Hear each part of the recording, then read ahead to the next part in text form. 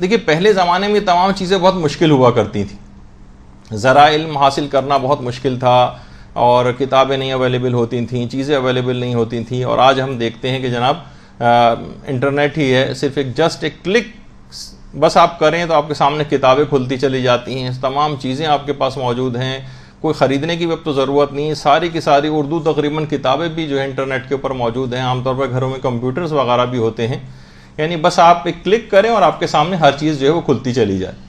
اور آج تک مجھے یاد ہے جو بالکل ابتدائی طالب علمی کا دور تھا، تو اس میں بعض اوقات کرفیو وغیرہ کراچی شہر کے اندر لگے ہوتے تھے. تو اسی کرفیو کے دور میں ہم اپنے استاد محترم مولانا صادق حسن صاحب قبلہ کے دروس وغیرہ کے اندر جاتے تھے. ٹھیک ہے آپ کہیں گے کہ وہ کوئی بلند مقام تو نہیں حاصل کر سکے علم کے اندر، لیکن یہ کہ علماء کی کم سے کم بیٹھ کے کچھ نہ کچھ ان سے سیکھنے کی ایک سعادت رہی، اور اس کے لیے تکالیف بھی اگر انسان اٹھا لے تو اس کو بعد کی ساری زندگی میں یادگار بنی رہتی ہیں. یاد ہے ہم لوگوں کو کہ جب ہم جاتے تھے یہاں پہ نجفی لائبریری سولجر بازار میں، ابھی بھی ماشاءاللہ ہے وہ ہے اور بہترین ورک کر رہی ہے، تو وہاں فٹ پاتھ پہ بیٹھ کے اس کو کھلنے کا انتظار کرتے تھے. بسوں میں بیٹھ کر جاتے تھے، کرائے پہ وہاں سے کیسٹس لے کر آتے تھے، ان کو اتارتے تھے، کیسٹ واپس کرتے تھے، پھر دوسرے کیسٹس لے کر آتے تھے. آج اتنی سہولیات کہ آپ کے گھر میں تمام چیزیں موجود ہیں اور کوئی پڑھنے کو تیار نہیں، کوئی چیز سننے کو تیار نہیں. یہ پچھلی باتیں جو بتائی جا رہی ہیں آپ کو، یہ کچھ تھوڑی سی ایک لحاظ سے غیرت دلانے کے لیے بتائی جا رہی ہیں کہ علماء کو ملتا ہے. کیوں واقعات بیان ہوتے ہیں کہ مولی کے پتے کھا کھا کے جو ہے وہ گزارا کرتے تھے اور علم حاصل کرتے تھے، اور جناب بیت الخلاء میں جو چراغ جلتا تھا اس کی روشنی کے اندر جو ہے وہ پڑھا کرتے تھے، اور چاند کی روشنی میں پڑھا کرتے تھے، اور کاغذ کے پیسے نہیں ہوتے تھے تو چکنی ہڈیاں جو ہے وہ ڈھونڈ ڈھونڈ کر لاتے تھے، اور ٹھیکروں کے اوپر جو ہے لکھ کر کتابیں جو ہے وہ لکھا کرتے تھے.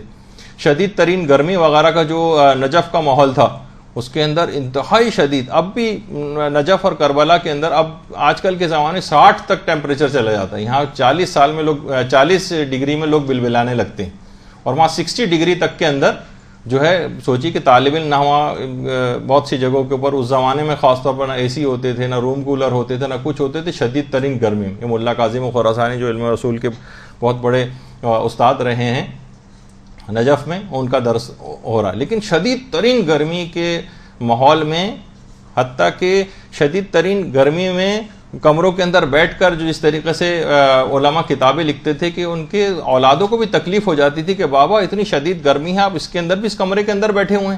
کہا کہ بیٹا مت کہو کہ میں اس وقت شدید تکلیف میں ہوں، بلکہ میں تو اس وقت رسول اور ائمہ کے پاکیزہ نفوس اور ان کی تعلیمات کے درمیان میں ہوں، اور میں ان کی احادیث اور ان کی تعلیمات کے ساتھ محو گفتگو، مجھے کوئی پریشانی نہیں. اسی طریقے سے وہ جو علماء شدید ترین، اتنی شدید گرمی ہوتی تھی بعض اوقات کہ جو بڑا برتن ہوتا تھا اس کے اندر پانی رکھ کے اس کے اندر پانی کے اندر بیٹھ کر کتابیں لکھتے تھے. کیا کریں کہ کوئی اور طریقہ کار نہیں ہے، شدید ترین گرمی ہو رہی ہے، 60 ٹیمپریچر ہوا ہے باہر، 60 ڈگری سوچیے. لیکن کیا اس طرح سے تو بعض اوقات جسم کو یہ بھی کیا کرتے تھے کہ جو جائز حد تک جو تکالیف ہیں وہ پہنچاتے تھے علم کے لیے، جائز تکالیف. خود ہمارے مولانا غلام علی وزیری صاحب کہتے ہیں کہ جب ہمیں نیند آتی تھی باقاعدہ تو ہم اپنے پاؤں کے جو بال ہوتے ہیں اس کو کھینچ کے توڑا کرتے تھے. کتنی آپ سوچیے. اور انہوں نے نمونے کے طور پہ ایک دفعہ میں کر کے بھی دکھایا تھا. انہوں نے کہا مولانا یہ تو بہت مشکل ہوتا ہوگا، کہنے یہ کون سا مشکل ہے، ابھی کر کے دکھاتا. انہوں نے کر کے دکھایا.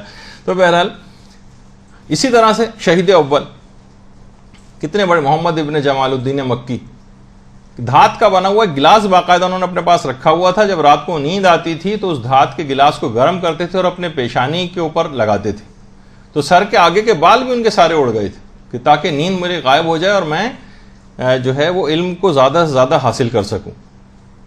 بہت سے علماء ایسے تھے اتنا زیادہ علم کا احترام کرتے تو کہتے تھے کہ ہم نے آج تک ایک کاغذ بھی کبھی بغیر وضو کے نہیں چھوا ہے. دیکھیے ہم سے اتنا تقاضا نہیں. میں بہت آگے کی باتیں اس وجہ سے آپ کی خدمت میں پیش کر رہا ہوں تاکہ کچھ تو کوئی احترام پیدا ہو جائے علم کا، کچھ تو اس کی کوئی برتری کا احساس ہمارے دل کے اندر پیدا ہو جائے ان لوگوں کے قصے سن کر. تو وہ کہتے تھے کہ بہت سے تو اس طرح کے تھے، بہت سے ریاحی امراض، گیس وغیرہ کا مرض ہے اس کا شکار ہوتے تھے، تو ایک ایک دو دو گھنٹے کے اندر بعض اوقات واقعات میں ملتا ہے کہ 17 مرتبہ اٹھ کر وضو کرتے تھے. کہتے تھے نہیں ان ذرائع علم کو بغیر وضو کے میں ہاتھ بھی نہیں لگاؤں گا.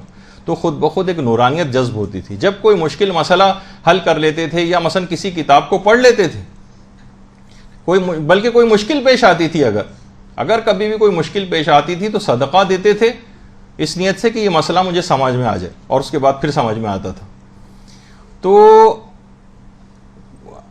آپ سے بہرحال اتنا تو تقاضا نہیں ہے کہ آپ یہ تمام چیزیں کریں، لیکن جیسے کہ قلم ہے، بہت سارے علماء کی ملتا ہے کہ قلم تک کا بے تحاشا احترام کرتے تھے. جیسے ہمارے یہاں کیا ہوتا ہے، قلم کا کیا کام ہے، لکھنے پڑھنے کی تو اتنا کام میں نہیں آتا جتنا شلوار میں مثلا کمر بند ڈالنے کا کام آتا ہے، یا کان کا میل صاف کرنے کے لوگ اس کو استعمال کرتے ہیں. بہرحال یہ ایک بہترامی ہے، یہ ذرائع علم ہے، ان کے ساتھ ایسا سلوک نہیں کرنا چاہیے. تو بہت سے علماء کرام کے متعلق یہ بات بھی ملتی ہے کہ اتنا زیادہ مطالعے کے بھی عادی تھے، اور ایک چیز اور کرتے تھے اپنے علم کو بڑھانے کے لیے. جب بھی کوئی کتاب پڑھ کر ختم کر لیتے تھے تو کیا کرتے تھے، 2 رکعت نماز پڑھ کر اس کتاب کو لکھنے والے کے لیے ہدیہ کرتے تھے، اور اس کے وسیلے سے اپنے علم میں اضافے کی دعا کیا کرتے تھے. ایک طریقہ کار تھا. اس کتاب کو لکھنے والے نے کتنا بڑا احسان ہے اس کا کہ ہم نے اس کی کتاب پڑھ رہے ہیں، مثلا توضیح المسائل ہی آپ پڑھ رہی ہیں تو آپ باقاعدہ اپنے مرجے کو جو ہدیہ کریں، کم سے کم ایک سورہ فاتحہ پڑھ کر کوئی اور ثواب کا کام کر کے، کہ انہوں نے اتنا بڑا کہ ہمارے لیے کتنی، ورنہ یہ تمام چیزوں کو حاصل کرنا کتنا مشکل ہو جاتا، ہمیں خود سارے مسئلے نکالنے پڑتے. اس نے ہمیں کتنی ہمارے لیے سہولیات مہیا کر دیں. پھر ان کو ہدیہ کرنے کے بعد 2 رکعت نماز یا کوئی بھی نیک عمل، اس کے بعد پھر اپنے ان کے وسیلے سے اپنے علم میں ترقی کے لیے دعا کریں. تو یہ سب اہتمام اسی وجہ سے کیے جاتے تھے تاکہ ایک نورانیت پیدا ہو. اب کیونکہ ان کا احترام بھی ختم ہو گیا ان چیزوں کے، تو وہ علم کے اندر وہ نورانیت بھی نہیں رہی. طالب علم اپنے اساتذہ کا اتنا احترام کرتے ہوئے بھی نظر نہیں آتے، بلکہ ذرا ان کے خلاف مزاج بات ہو جائے، یا ان کا کوئی مفاد کوئی ایسا ہو جو وہ پورا حاصل نہ ہو سکے اپنے استاد سے، تو ان کے خلاف باتیں کرنے لگتے ہیں.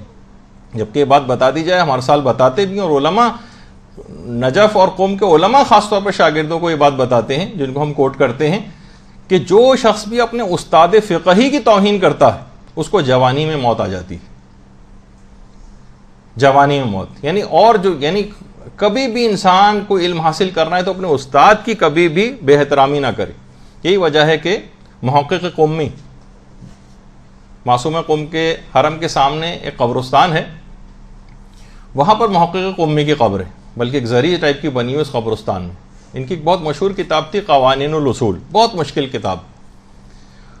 ان کے شاگرد اتنا زیادہ قابل کہ اس نے محقق قمی کی ایک صفحہ اس کتاب کا پڑھنا بے انتہا مشکل ہے، حتیٰ کہ علماء تک کہتے ہیں کہ بہت مشکل ہے اس کا ایک صفحہ تک پڑھنا اور اس کو پڑھ کر سمجھنا اس کے مطالب. ان کے ایک شاگرد علم مقام میں اتنی بلند حیثیت اختیار کر گئے، لیکن اس کتاب کا جواب لکھا، لیکن کچھ اس انداز میں جواب لکھا کہ بعض اوقات جب انسان جواب لکھتا ہے اور غلطیاں پوائنٹ آؤٹ کرتا ہے تو بعض اوقات کچھ مذاق اڑا جاتا ہے.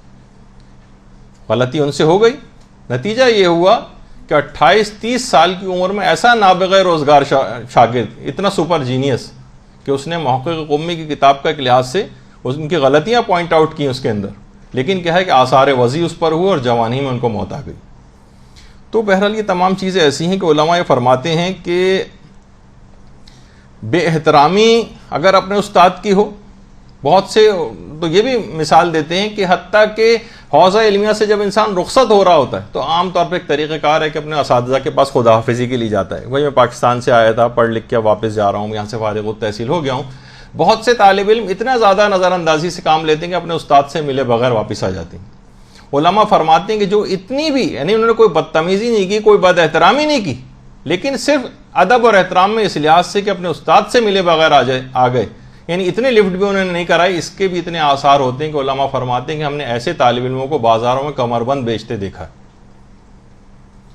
تو یہ تمام چیزیں ایسی ہیں کہ جو پہلے دن ہی بتا دینی بہت ضروری، ورنہ وہ اگر استاد کا احترام نگاہ میں نہ ہو.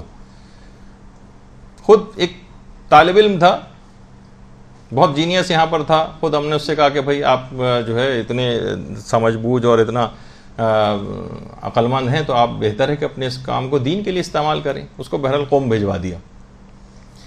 قوم وہ گیا، کافی 4-5 سال وہاں پر پڑھتا رہا اور کافی جینیس تھا. اس کے بعد اچانک سے اس سے کانٹیکٹ جو ہے وہ ختم ہو گیا. بعد میں جب معلومات کرائی گئی تو معلوم یہ چلا کہ وہ قوم چھوڑ کر دبئی چلا گیا اور آج کل وہاں ٹیکسی چلا رہا ہے.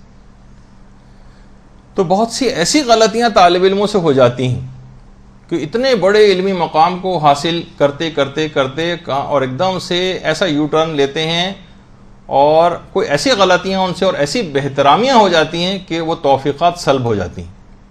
تو یہ بہت اہم بات ہے کہ آپ کو علی الخصوص ان باتوں کا بہت خیال کرنا ہے پہلے دن سے ہی، کیونکہ دیکھیے جو قرآن کی آیات بھی ہیں نا، آپ کے کون سے علوم آپ کو حاصل کرنا، اس میں 3 طرح کے علوم کو علی الخصوص حاصل کرنا ہے جو سورہ جمعہ میں بیان کیے گئے۔ وَهُوَ الَّذِي بَعَثَ فِي الْأُمِّيِّينَ رَسُولًا مِّنْهُمْ يَتْلُو عَلَيْهِمْ آيَاتِهِ وَيُزَكِّيهِمْ وَيُعَلِّمُهُمُ الْكِتَابَ وَالْحِكْمَةَ۔ اس میں رسول کا مقصد بعثت بیان کیا گیا ہے، یتلو علیہم آیاتہ۔ ایک تو یہ ہے کہ وہ آیات کی تلاوت کرتا ہے۔ علماء بیان فرماتے ہیں کہ اس سے مراد معرفت اور توحید اور عقائد کا علم ہے۔ کون سا علم حاصل کرنا ہے؟ ایک تو آپ کو عقائد اپنے مضبوط کرنا ہے، وَيُزَكِّيهِمْ، اور اس کا کام تزکیہ نفس کرنا ہے۔ تزکیہ نفس یعنی علم اخلاق، یہ آپ کو حاصل کرنا ہے۔ یہاں پر آپ کی باقاعدہ سلسلے میں کتابیں ہوں گی اور دروس ہوں گے۔ وَيُعَلِّمُهُمُ الْكِتَابَ وَالْحِكْمَةَ، اور علم فقہ اور اس کے احکامات، واجبات و حرام کا علم، یہ آپ کو حاصل کرنا ہے۔ دیکھیے عقائد کا علم حاصل کرنا یوں بھی ضروری ہے کہ تاکہ آپ کا عقیدہ ہر شک و شبہ سے پاک ہو جائے۔ اس لحاظ سے اخلاقیات یوں حاصل کرنا ضروری ہے کہ فقط ایک اخلاقی برائی کے ذریعے بھی انسان جہنم میں جا سکتا ہے اگر ایک بھی پائی جائے، فقط ایک اخلاقی برائی۔ شیطان کے اندر جو آیات کے اندر تذکرہ ہوئی، انا خیر منہ، میں آدم سے بہتر ہوں، یہ جو تکبر کا صرف ایک تکبر کو قرآن نے خاص طور پر ڈسکس کیا، اس کی وجہ سے راندہ درگاہ الہی ہو گیا اور جہنمی ہو گیا شیطان، اتنی عبادت کرنے کے باوجود بھی۔ تو ہم یہ نہیں کہہ سکتے کہ بہت ساری ہمارے اندر اچھی خصوصیات ہیں، چند ایک برائیاں اخلاقی برائیاں ہو بھی جائیں تو کیا فرق پڑتا ہے؟ نہیں، فقط ایک اخلاقی برائی سے بھی انسان جہنمی بن سکتا ہے۔ ابا واستکبر وکان من الکافرین، اس نے تکبر اختیار کیا اور کافروں میں سے ہو گیا۔ فقط تکبر، ایک اخلاقی برائی سے کافروں میں سے ہو گیا اور جہنم کا حقدار جو ہے قرار پایا۔ قارون فقط اور فقط ایک اخلاقی برائی بخل کی وجہ سے جہنمی بن گیا۔ تو علم اخلاقیات کا حاصل کرنا یوں بہت ضروری ہوتا ہے۔ قابیل نے فقط حسد کیا اور حابیل کو قتل کیا، یہ حضرت حابیل کی قبر شام میں، اور جو ہے قابیل جہنمی ہو گیا، اور اس کے بعد پھر اس نے آخر میں عمر میں بت پرستی بھی شروع کر دی تھی، بلکہ آگ کی پرستش شروع کر دی تھی، آگ کی پرستش، اور اس لحاظ سے کافر ہو کر قابیل جو ہے وہ دنیا سے گیا۔ فقط ایک اخلاقی برائی حسد، اس کے ذریعے۔ تو اور فقہ یوں ضروری ہے، دیکھیں 3 چیزیں قرآن کی آیت کے اندر ہم نے بیان کی جو آپ کو بھی حاصل کرنا ہے۔ عقائد کا علم حاصل کرنا، اخلاقیات کا علم حاصل کرنا اور فقہ کا علم حاصل کرنا۔ کیونکہ اگر آپ نے فقہ کا علم صحیح حاصل نہیں کیا، جیسے کہ عام طور پہ نظر آتا ہے، مثلا آپ نے جو ہے وہ صحیح پردہ نہیں کیا، نماز اس طرح سے پڑھتی رہیں کہ اس میں ایک بال بھی اگر آپ کا نظر آ رہا ہے تو آپ کی نماز باطل ہو جاتی، ایک بال بھی اگر نظر آ رہا ہو، یعنی آپ نے نہیں حاصل کیا اور نمازیں پڑھتی گئیں، بڑے کمپلیکس اور ایک دقیق مسائل ہو جاتے ہیں، خواتین پریشان ہو جاتی ہیں کہ ساری زندگی کی اپنی نمازوں کو کیسے جو ہے دوبارہ پڑھا جائے۔ بہت سارے ایسے مسئلے پیش آتے ہیں علم فقہ کو حاصل نہ کرنے کے نتیجے میں۔ وضو صحیح نہیں کیا، مثلا نیل پالش ہاتھوں میں لگی رہ گئی اور اس کا خیال نہیں کیا، بہت ساری اس طرح کی چیزیں ہیں۔ یا ساری زندگی مثلا جو ہے وہ لوگوں کو چیریٹی اور صدقات وغیرہ دیتے رہے، لیکن جو ہے خمس جو ہے وہ نہیں دیا۔ اب کیا ہوگا کہ ساری زندگی کے صدقات لاکھوں روپے کے دیے ہوئے بھی کام نہیں آئیں گے اگر مثلا 5 روپے بھی انہوں نے خمس کے ادا نہیں کیے۔ تو بہت ساری اس طرح کی چیزیں ہیں کہ علم فقہ حاصل نہیں کیا اور جناب غصبی جگہ کے اوپر ساری زندگی 50 سال نمازیں پڑھتے رہے۔ لوگ عام طور پر مرنے کے بعد میراث کو تقسیم نہیں کرتے، ورثاء کا حق ہوتا ہے اس کے اندر، اور ورثاء اگر راضی نہیں ہیں، اور بعض اوقات لوگ جو جہاں بیٹھا ہے اسی جگہ پہ بیٹھا رہتا ہے، مثلا باپ کا انتقال ہو گیا، میراث میں بہن بھائی ہیں، سب میں میراث تقسیم ہونی چاہیے، یا ان کو راضی ہونا چاہیے، یا کوئی سیٹلمنٹ یا مصالحت ہونی چاہیے، کچھ نہیں کر رہے، جو جہاں بیٹھا ہے جو پاورفل ہے وہ قبضہ کر کے بیٹھ جاتا ہے۔ اسے نہیں پتا کہ میں ساری زندگی جو اس طرح علم فقہ کیونکہ حاصل نہیں کیا، اسے پتا ہے کہ نہیں پتا اس کو کہ میں یہ جو اس طرح سے بیٹھا ہوں میری اپنی ساری زندگی کی میری نمازیں باطل ہو رہی، تو کیا ہوتا ہے کہ وہ اس کو پتہ بھی نہیں چلتا، اور جب کبھی آخری وقت میں اتنا ٹائم گزر چکا ہوتا ہے کہ اس وقت ہی کی نماز ادا کرنا بہت مشکل ہے، چاہے جائے گا 50 سال کی قضا پڑی جائے۔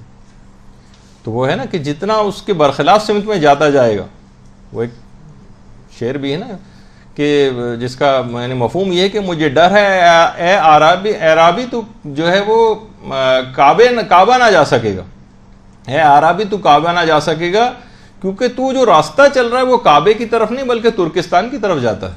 یعنی آپ نے اگر علم فقہ حاصل آپ نے نہیں کیا تو آپ کسی اور ہی راہ کے مسافر ہوں گے، چاہے دینی کام کر بھی رہی ہوں گی لیکن کوئی قبول ہونے والا نہیں ہوگا۔ اس وجہ سے بہت ضرورت ہے اس بات کی کہ علم فقہ کو بھی صحیح طور پر حاصل کیا جائے۔ علم فقہ جس کے متعلق امیر المومنین حضرت علی ابن ابی طالب علیہ الصلوۃ والسلام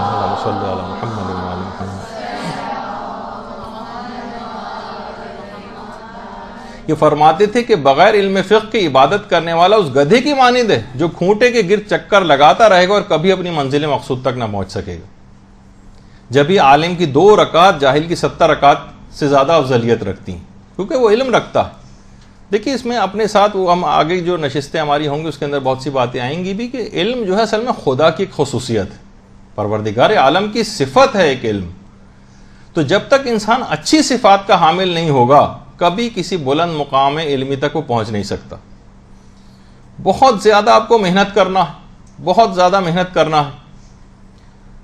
یہ بھی وجہ ہے کہ امیر المومنین یہ فرماتے تھے کہ جو علم سیکھنے میں 1 گھنٹے کی ذلت نہیں اٹھاتا ہے اسے پھر ہمیشہ جہالت اور نادانی کی رسوائی کی ذلت اٹھانا پڑتی۔ تو خود ائمہ کے متعلق اور پیغمبر اسلام کے بات یہ اس متعلق ملتی ہے کہ ان کے پاس ہمارے جو ائمہ ہیں ان کے پاس پچھلے تمام انبیاء کے اور ملائکہ اور سب کے علوم ہیں، لیکن ہر شب جمعہ بلکہ ہر روز بلکہ ہر گھڑی اور ہر آن ان کے علم میں ابھی بھی اضافہ ہوتا چلا جا رہا ہے۔ ان کے اس دنیا سے پردہ فرما جانے کے بعد بھی ان کے علم کا سلسلہ نہیں رکا، بلکہ پروردگار نئے نئے علوم کے دروازے ان کے لیے ابھی تک مسلسل کھول رہا ہے۔ تو ان کے ماننے والے بالکل ہاتھ پہ ہاتھ دھرے رکھ کر اور بلند و بانگ باب مدینۃ العلم کا نام سن کر نعرے لگانے والے، اتنی جہالت ان کے اندر، کتب بینی کے ساتھ ایسی دشمنی اور نفرت، یہ بالکل سمجھ سے بالا تر ہے۔ تو بہرحال یہاں تک علماء نے دیکھیں اپنی انہی سخت محنت مجاہدات کے ذریعے اپنے مقام کو حاصل کیا ہے کہ آیت اللہ باقر بے بہانی، وحید باقر بے بہانی، وہ کربلا میں تھے، امام حسین علیہ الصلوۃ والسلام کے روضے کے قریب۔ اللہم صلی علی محمد و آل محمد۔ باقاعدہ ایک فقہی مسئلہ کے طور پر بھی علماء نے اپنی کتابوں میں لکھا ہے جس میں تھوڑی سی اختلافات بھی ہیں، وہ یہ کہ جو بھی مقامات مقدسہ ہیں یا مستقل سکونت اختیار رکھنا کراہیت رکھتا ہے۔ لوگ تو کہیں گے بھائی ہم تو چاہتے ہیں کہ ہم کربلا ہی میں چلے جائیں، لیکن کیا ہے مکروہ، کیونکہ کچھ عرصے وہاں پر رہنے سے عظمت اس جگہ کی دل سے نکل جاتی، تو بہتر ہے انسان دور رہے اور شوق زیارت اس کو رہے، یہ زیادہ بہتر ہے۔ تو ان کا ارادہ ہوا کہ میں کربلا چھوڑ کر چلا جاؤں، تو وہ خود کہتے ہیں کہ میں نے امام حسین علیہ السلام کو خواب میں دیکھا اور امام نے فرمایا کہ میں راضی نہیں ہوں کہ تم کربلا چھوڑ کر کہیں اور جاؤ، تمہیں یہیں پر ہی رہنا ہے۔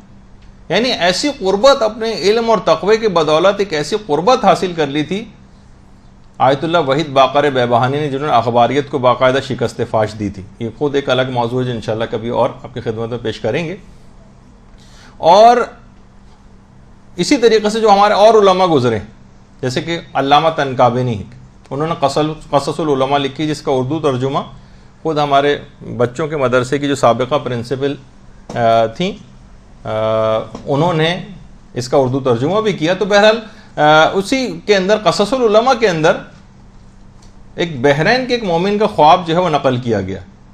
وہ فرماتے ہیں کہ میں نے خواب میں دیکھا کہ ممبر رسول ہے جس کے اوپر پیغمبر اسلام تشریف فرما ہے اور ساتھ میں ہی امیر المومنین علیہ الصلوۃ والسلام بھی ساتھ ہی میں تشریف فرما ہے۔ اللہم صلی علی محمد و آل محمد۔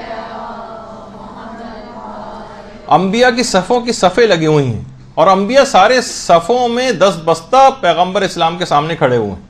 بہت ساری صفیں اور بھی ہیں، علماء کی صفیں بھی ہیں اور انبیاء کی بھی ہیں۔ اتنے میں وہ بحرین کا مومن کہتا ہے، جس کو پھر صاحب قصص العلماء نے اس کو لکھا بھی ہے، کہ میں نے دیکھا کہ علامہ مجلسی وہاں پر آئے تو پیغمبر اسلام نے کہا کہ ملا باقر آگے آؤ اور آگے آ کر بیٹھ جاؤ۔ ملا باقر مجلسی کہنے لگے کہ یا رسول اللہ مجھے شرمندہ نہ کریں، انبیاء تک کھڑے ہوئے ہیں، میں کیسے بیٹھ جاؤں؟ پیغمبر نے پھر دوبارہ زور دے کے کہا کہ نہیں بیٹھ جاؤ. تو میں نے خواب میں دیکھا کہ وہ علامہ مجلسی پیغمبر اسلام کے ساتھ جو ہے وہ آ کر بیٹھ گئے. تو علامہ مجلسی اس لحاظ سے اب دیکھیں کتنا بڑا مقام ہے. بہت سے علماء نے اور بھی دیکھا کہ بہت سارے وہاں پر علماء کی صفیں ہیں جو شفاعت کر رہی ہیں، جو کبھی اور تفصیل سے موقع ملے گا تو بیان کروں گا ان کی اس بات کو. تو وہاں پر جس عالم نے زیادہ کتابیں لکھی ہیں اسے اتنا ہی زیادہ حق شفاعت ہے، اور میں نے دیکھا کہ علامہ مجلسی کے پاس حق شفاعت سب سے زیادہ ہے. تو یہ کتابیں لکھنا، کتابیں پڑھنا، یہ سب بہت بڑے بڑے مقامات انسان کو دلواتا جاتا ہے. اور علامہ مجلسی کے بالکل برابر میں ملا تقی مجلسی جو ان کے والدین مجلسی اول کہا جاتا ہے، ان کی قبر بھی، یہ ان کی قبر کی تصویر ہے علامہ مجلسی کی، اور ان کے برابر میں ان کے والد تقی مجلسی کی. خود تقی مجلسی خود بہت بڑے عالم تھے. وہ خود فرماتے تھے کہ پروردگار، یعنی جو بھی انہوں نے اس مقام کو حاصل کیا تھا، خود کہتے تھے کہ پروردگار عالم نے مجھے توفیق زیارت حیدر کرار سے نوازا ہے. یعنی براہ راست انہوں نے امیر المومنین علیہ السلام کی زیارت کی ہے، اور وہ کہتے تھے کہ مجھے ایسے مکاشفات ہوئے ہیں کہ کمزور عقلوں والے اس کے متحمل ہی نہیں ہو سکتے. اور خود فرماتے ہیں کہ امام زمانہ علیہ الصلوۃ والسلام نے بھی اللہم صلی علی محمد وعلی محمد مجھے اپنی زیارت سے مشرف کیا ہے. اور جب میری امام زمانہ علیہ السلام سے ملاقات ہوئی تو میں نے اس وقت زیارت جامعہ پڑھنا شروع کر دی. تو امام زمانہ نے سن کر کہا کیا خوب زیارت ہے، اور اس کے بعد کہا کہ آگے آؤ. تقی مجلسی کہتے ہیں کہ میں نے کہا کہ مولا بے ادبی ہو جائے گی، میں کیسے آگے آؤں؟ امام نے فرمایا پرواہ نہ کرو، آگے آ جاؤ، تم نے بڑی زحمتیں اٹھائیں. اور ان کی اس تمام کاوشوں کی بہت زیادہ پذیرائی کی امام زمانہ علیہ الصلوۃ والسلام. تو دیکھیے یہ ساری چیزیں جو ہیں علم سے حاصل ہوں گی، یہ تقوی سے حاصل ہوں گی، یہ ریاضتوں سے حاصل ہوں گی، یہ تکالیف اٹھا کے حاصل ہوں گی، یہ راتوں کی نیندیں برباد کرنے سے ایک لحاظ سے جسے دنیاوی اعتبار سے کہا جائے اس سے حاصل ہوں گی. زحمتیں ابھی گرمیاں شروع ہو جائیں گی، یہاں پر لوڈ شیڈنگ ہوگی، گرمیاں آ جائیں گی، بہت شدید اس کے اندر آپ کو آنا پڑے گا. یہ مقامات ان طریقوں سے حاصل ہوتے ہیں. یہ فضول ٹی وی پر اپنے ٹائم ضائع کرنے یا مارننگ شوز وغیرہ کو دیکھ کر ان مقامات کو حاصل نہیں کیا جا سکتا. اور کتنی ہی عورتیں ہیں دیکھیے ایسی گزری. بانو امین اصفہانی یہ عورتوں میں مجتہدہ ایران کے اندر گزری، اصفہان میں ان کی قبر بھی ہے. اور ہم عام طور پر دماغ میں یہ آتا ہے کہ بھائی ٹھیک ہے اتنا بڑا مقام اسی وجہ سے حاصل کر لیا، کوئی شادی وغیرہ بھی نہیں ہوئی ہوگی. نہ صرف شادی ہوئی بلکہ 10 بچے بھی تھے ان کے، اور اس کے ساتھ اتنے بڑے علمی مقام کو انہوں نے حاصل کیا. حتیٰ کہ ان کے واقعات کے اندر ملتا ہے کہ ان کے اپنے ایک بچے کا انتقال ہو گیا تو جو استاد ان کو پڑھانے کے لیے آتے تھے انہوں نے سوچا کہ اب تو کافی عرصے تک چھٹی ہو جائے گی، لیکن دوسرے یا تیسرے روز ہی ان کا بلاوا آ گیا کہ تعلیم کا سلسلہ پھر دوبارہ شروع کر دیں. نیکسٹ ڈے سے اپنے بچے کے انتقال کے اگلے دن سے ہی جو ہے انہوں نے تعلیم کا سلسلہ دوبارہ شروع کیا. ظاہر ہے پھر علم میں بڑے مقام کو تو حاصل کرنا ہی ہے. تو دیکھیے بار بار آپ کو یہ بات کہی جا رہی ہے کہ آپ کو کتب بینی زیادہ سے زیادہ کرنی ہے، زیادہ سے زیادہ چیزوں کو دہرانا ہے، دوسروں کو بیان کرنا ہے. جو چیز یہاں سن کر جائیں اپنے گھر میں اپنے گھر والوں کو بتائیں، اپنے شوہر کو بتائیں، اپنے بچوں کو بتائیں، بھائیوں کو بتائیں، والد کو بتائیں، اپنی بہنوں کو بتائیں. یعنی یہ چیزیں ملٹیپلائی ہوں گی، یہ ضرب ہو جائیں گی، آپ کو ہمیشہ کے لیے چیزیں یاد ہو جائیں گی. بحث اور تکرار جب بھی حوزہ ہے علمیہ میں طالب علموں کو بار بار جو ہے مباحثہ ہوتا ہے، ان کا چیزوں کو ریپیٹ کرتے ہیں، وہ تکرار اس کی ہوتی ہے. یہی وجہ ہے کہ آپ خود دیکھتی ہیں کہ قرآن کی بار بار تلاوت اتنی دفعہ تلاوت ہونی چاہیے کہ ایک دفعہ علامہ طالب جوہری صاحب قبلہ جب کچھ عرصے پچھلے سال ہمارے اس مدرسے میں تشریف لائے تھے تو خود انہوں نے بات کہی تھی کہ قرآن کا اتنا مطالعہ کرنا چاہیے، اتنا کرنا چاہیے کہ یہ بوسیدہ ہو جائے، پھٹ جائے، اس کی جلد کروانی پڑے یا بازار سے دوسرا خریدنا پڑے. یعنی خدا نخواستہ یہ نہیں کہا جا رہا کہ اس کی کوئی بہترامی ہو، مقصد کہنے کہ کوئی بھی کتاب آپ دیکھتی ہیں طالب علم جب سال میں ایک کتاب کو پڑھتا ہے تو سال کے اختتام پر کتاب کا کیسا حشر ہو جاتا ہے، بار بار صفحے کھولتا ہے، پیج نکلنے لگتے ہیں. کچھ یہاں پر دادا حضور کا جو بھی وہ ہوتا ہے قرآن، اس کو بھی ہم دیکھتے ہیں بالکل نئے کا نیا، اس وجہ سے کہ کبھی پڑھنے کی نوبت ہی نہیں آتی، اس سے استفادے کی کوئی نوبت نہیں آتی. تو قرآن کی بار بار تلاوت اور یہی وجہ ہے کہ خود ایران کے اندر اس کے باقاعدہ تقاریب منعقد کی جاتی ہیں، خواتین مخصوص محفلوں میں آ کر تلاوت قرآن کرتی ہیں. اور ابھی حال ہی میں ایک سروے ہوا تھا کہ ایران میں ان لوگوں نے ابھی بھی کم سے کم 20 لاکھ کے قریب تو حافظان قرآن میں ایران میں اس وقت بھی موجود ہیں، اور ایک سال کے اندر اندر ان لوگوں کا پروگرام ہے کہ ایران میں حافظ قرآن جو افراد کی تعداد جو 1 کروڑ کے قریب کرنے کا پروگرام ہے. 1 کروڑ. کہا جاتا ہے کہ ایران میں اس وقت قاریان قرآن کم ہیں، حافظ جو ہیں وہ زیادہ ہیں. حافظ قرآن ایران میں تقریباً 1 کروڑ کے قریب تعداد ہو جائے گی. تو آپ دیکھیں کہ بہرحال یہ بار بار اس کو تلاوت کا بھی حکم اسی وجہ سے تاکہ رگو پے کے اندر قرآن جو ہے وہ داخل ہو جائے، اتنی زیادہ اس کی تلاوت ہوئی. آ رہا ہے اس اسکرین پہ کچھ؟ اچھا.